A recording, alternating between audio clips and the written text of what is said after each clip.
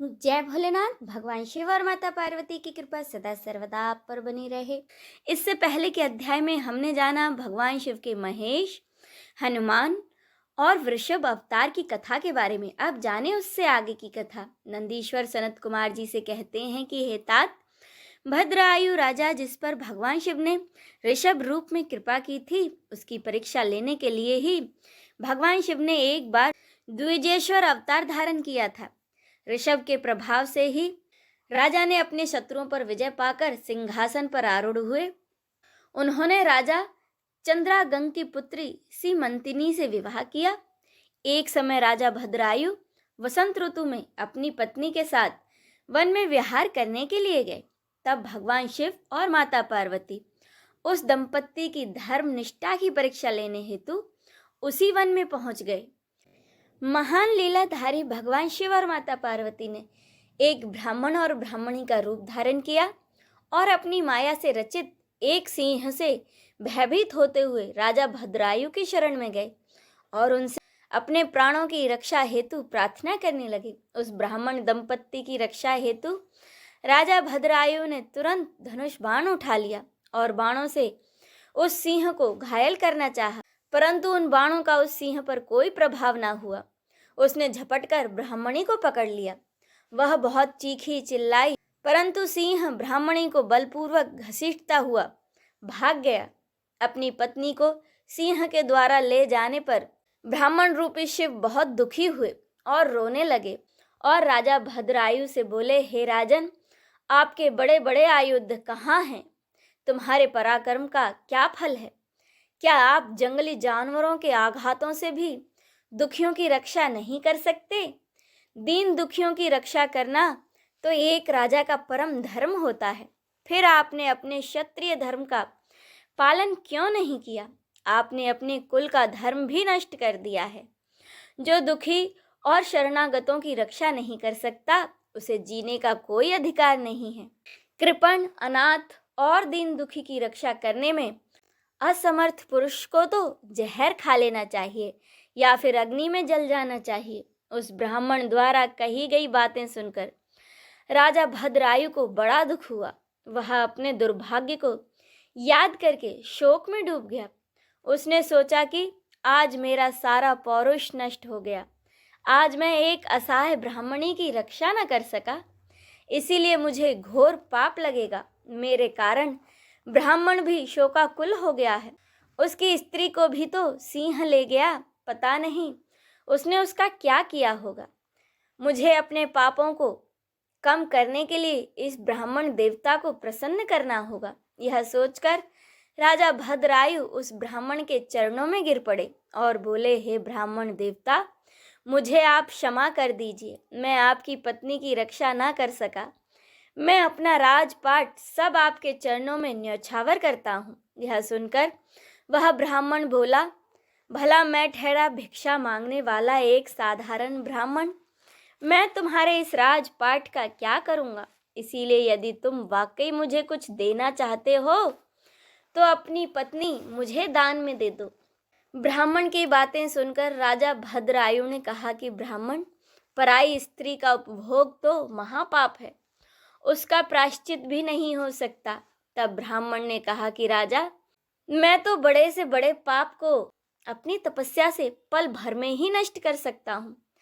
तब राजा भद्रायु ने सोचा कि ब्राह्मण को अपनी स्त्री दान करके शीघ्र ही अग्नि में प्रवेश कर जाना चाहिए। इसके बाद राजा भद्रायु ने अपनी पत्नी उस ब्राह्मण को सौंप दी। उसके बाद उन्होंने अग्नि प्रज्वलित की और स्नान कर देवताओं को प्रणाम करने के बाद उस अग्नि की 3 बार परिक्रमा की। फिर त्रिलोकीनाथ भगवान शिव का ध्यान करने लगे और उन्हीं का स्मरण करते हुए जैसे ही वे अग्नि में प्रवेश करने लगे, उसी क्षण द्विजेश्वर रूपधारी भगवान शिव वहां प्रकट हो गए। भगवान शिव के 5 मुख, 3 नेत्र, पिनाक और चंद्रकलाधारी सुंदर स्वरूप, जो कि करोड़ों सूर्यों के समान प्रकाशित था, देखकर राजा भद्रायु आनंद मग्न हो उठे। उन्होंने दोनों हाथों को जोड़कर शिव जी को प्रणाम किया, फिर उनकी स्तुति करने लगे। राजा भद्रायु की स्तुति सुनकर भगवान शिव और माता पार्वती बोले, हे भद्रायु, तुम्हारी शिव भक्ति से हम बहुत प्रसन्न हुए। तुमने सदा भक्ति भाव से मेरा पूजन किया है, अतः तुम अपनी पत्नी सहित मुझसे वर मांगो। आज मैं तुम्हारी मनोवांछित वस्तु तुम्हें प्रदान करूंगा। मैंने तुम्हारी परीक्षा लेने हेतु ही ब्राह्मण का रूप धारण किया था और ब्राह्मणी के रूप में स्वयं देवी पार्वती ही थी और वह सिंह तो मायावी था। तुम अपनी परीक्षा में सफल हुए हो राजन, कहो क्या चाहते हो। भगवान शिव के ये उत्तम वचन सुनकर राजा भद्रायु बोले, हे देवादिदेव महादेव, आप सबके परमेश्वर हैं। आपके स्वरूप के साक्षात दर्शन पाकर मैं धन्य हो गया हूँ। मैं सकुटुंब आपके चरणों की भक्ति करना चाहता हूँ। मैं, मेरी रानी, मेरे माता पिता आपके सेवक बनकर आपके चरणों में ही रहें। रानी ने भी अपने माता पिता के लिए भगवान शिव का लोक मांगा। दोनों को वरदान देकर महादेव और पार्वती वहां से अंतर्धान हो गए। राजा और रानी भी अपने नगर को लौट गए। फिर 10,000 वर्षों तक राज्य करने के बाद वे दोनों भगवान शिव के धाम को गए। इस परम पवित्र पाप नाशक कथा को जो कोई सुनता अथवा पढ़ता है, उसे इस लोक में सब भोग ऐश्वर्य प्राप्त होते हैं और अंत में भगवान शिव के लोक को वो जाता है। आगे नंदीश्वर कहते हैं, हे मुनीश्वर, अर्बुदाचल पर्वत के पास भील वंश से उत्पन्न आहुक नाम का एक भील रहता था। उसकी पत्नी का नाम आहुका था।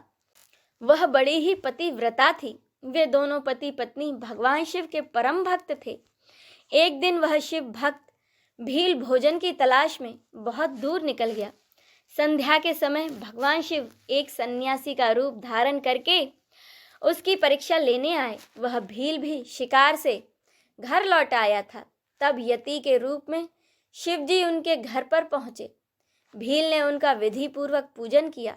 इस पर यतिनाथ बोले, हे भील, मैं रास्ता भटक गया हूँ और आसपास जाने का मार्ग भी नहीं पता चल रहा, क्योंकि शाम हो चुकी है। अतएव आप मुझे रात्रि के लिए आश्रय दीजिए। सुबह होते ही मैं यहाँ से चला जाऊँगा।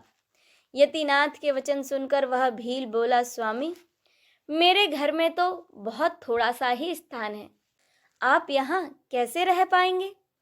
भील की बातें सुनकर भगवान शिव वहाँ से चलने लगे। तब भीलनी ने भील से कहा कि स्वामी, ये मुनि हमारे अतिथि हैं और अतिथि तो भगवान का रूप होता है, इसीलिए आप इन्हें यहीं रहने दीजिए। आप दोनों घर के अंदर रहना और मैं घर के बाहर रह जाऊंगी। अपनी पत्नी के वचन सुनकर भील बोला कि तुम घर के भीतर रहो और मैं बाहर रहूँगा। यह कहकर वह भील घर से बाहर आ गया और बैठ गया। प्रातःकाल जब वह सन्यासी और भीलनी घर से बाहर निकले तो उन्हें पता चला कि भील को तो जंगली पशुओं ने खा लिया। यह देखकर वे दोनों बड़े दुखी हुए। तब वह सन्यासी बोला, मेरे कारण तुम्हारे पति की मृत्यु हो गई है। हे देवी, मुझे आप क्षमा कर दीजिए। तब उस भीलनी ने कहा कि आप दुखी ना हो, अतिथि की रक्षा करना हमारा धर्म है। मेरे पति ने तो अपना धर्म निभाया है। यह कहकर उस भीलनी ने चिता तैयार की और उसमें अग्नि प्रज्वलित कर सती होने लगी। उसी क्षण भगवान शिव वहां प्रकट हो गए और बोले, तुम धन्य हो, मैं तुम पर प्रसन्न हूँ। तुम अपनी इच्छा अनुसार वर मांगो, मैं तुम्हारी इच्छा अवश्य पूरी करूँगा। देवादिदेव महादेव जी को इस प्रकार सामने पाकर भीलनी बहुत प्रसन्न हुई और उसने भगवान शिव की स्तुति की। बहुत कहने पर जब भीलनी ने कुछ ना मांगा, तब भगवान शिव बोले, अगले जन्म में मैं हंस रूप में प्रकट होऊंगा और तुम विदर्भ नगर में भीमराज की पुत्री दमयंती के रूप में जन्म लोगी। उस समय यह भील निषाद देश का राजपुत्र होगा। उसके पिता वीरसेन होंगे और उस जन्म में उसका नाम नल होगा। तब हंस रूप में मैं तुम दोनों अर्थात नल दमयंती का मिलन कराऊंगा। उस समय तुम समस्त राज भोग भोगने के बाद मोक्ष को प्राप्त होगे। यह कहकर भगवान शिव वहीं पर लिंग रूप में स्थित हो गए।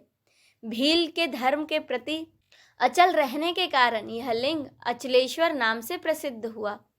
अगले जन्म में भील नल और वह भीलनी दमयंती बने और भगवान यतिनाथ शिव ने हंस के रूप में जन्म लिया और उनके पूर्व जन्म के पुण्य से प्रसन्न होकर उन्हें सुख प्रदान किया।